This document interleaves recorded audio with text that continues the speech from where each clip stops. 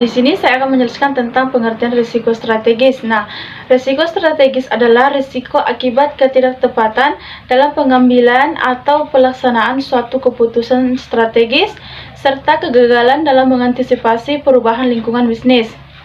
Risiko ini timbul antara lain karena Bank Syariah menetapkan strategi yang kurang sejalan dengan visi dan misi bank, melakukan analisis lingkungan strategis yang tidak komprehensif, dan terdapat ketidaksesuaian rencana strategis atau strategic plan antar level strategis.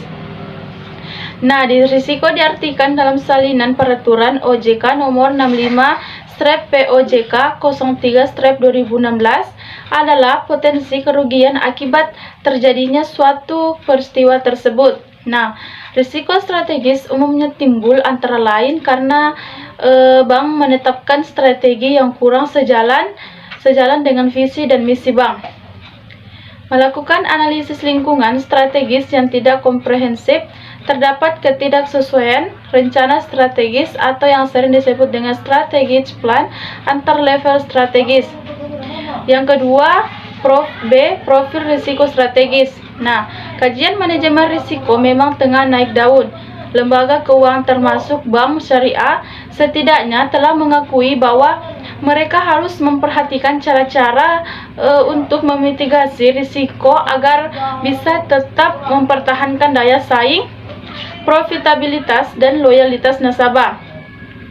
Oleh karena itu, bank-bank tengah berselancar pada penerapan manajemen risiko yang merupakan proses berkesinambungan serta memakan banyak pikiran, tenaga, dan uang. Penerapan manajemen risiko tersebut bermanfaat kepada perbankan maupun otoritas pengawasan bank. Bagi perbankan dapat meningkatkan share value, memberikan gambaran kepada pengelola bank mengenai kemungkinan kerugian bank di masa yang akan datang. Yang ketiga, penerapan manajemen risiko strategis. Penerapan manajemen risiko, khususnya risiko strategis bagi bank syariah, baik secara individual maupun bagi bank syariah secara konsolidasi dengan perusahaan anak, setidaknya mencangkup hal-hal berikut, yaitu pengawasan aktif Dewan Komisaris, Direksi, dan DPS Bank. Bank Syariah wajib melakukan penerapan manajemen risiko melalui pengawasan aktif Dewan Komisaris, Direksi, dan DPS dalam penanganan risiko strategis. Bank Syariah perlu juga menambahkan beberapa hal dalam tiap aspek pengawasan aktif Dewan Komisaris dan Direksi. Nah, selanjutnya akan dilanjutkan oleh Saudari Gita Ramadhani. Materi yang keempat yaitu penilaian risiko inheren untuk risiko strategis. Penilaian ini merupakan penilaian atas 8 jenis risiko yang melekat pada bank. Karakteristik risiko inheren bank ditentukan oleh faktor internal maupun eksternal, antara lain strategi bisnis, karakteristik bisnis, kompleksitas produk, dan aktivitas bank. Industri, di mana bank melakukan kegiatan usaha, serta kondisi makroekonomi. Risiko inheren adalah risiko yang melekat pada kegiatan bisnis bank syariah, baik yang dapat dikuantifikasikan maupun yang tidak, yang berpotensi mempengaruhi posisi keuangan bank.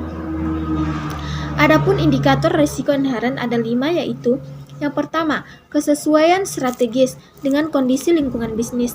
Yang kedua, faktor internal dan eksternal. Yang ketiga yaitu strategis berisiko rendah. Yang keempat yaitu strategis berisiko tinggi. Dan yang kelima adalah pencapaian rencana bisnis bank atau RBB. Adapun materi yang terakhir yaitu kualitas penerapan manajemen risiko strategis. Penilaian kualitas penerapan manajemen risiko mencerminkan penilaian terhadap kecukupan sistem pengendalian risiko yang mencakup seluruh pilar penerapan manajemen risiko, sebagaimana diatur dalam ketentuan otoritas jasa keuangan mengenai penerapan manajemen risiko bagi bank umum. Penilaian kualitas penerapan manajemen risiko bertujuan untuk mengevaluasi efektivitas penerapan manajemen risiko bank sesuai prinsip yang diatur dalam ketentuan Otoritas Jasa Keuangan.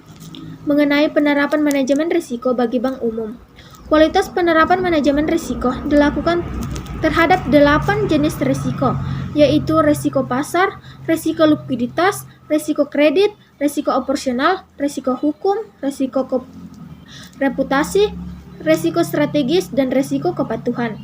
Dari 8 jenis risiko, dalam penerapan manajemen risiko sebagai indikator untuk mengukur kesehatan suatu bank diantaranya yaitu risiko pasar, risiko likuiditas, risiko kredit, dan risiko operasional. Itulah pemaparan materi dari kelompok kami. Kurang lebihnya saya akhiri dengan ucapan Assalamualaikum warahmatullahi wabarakatuh.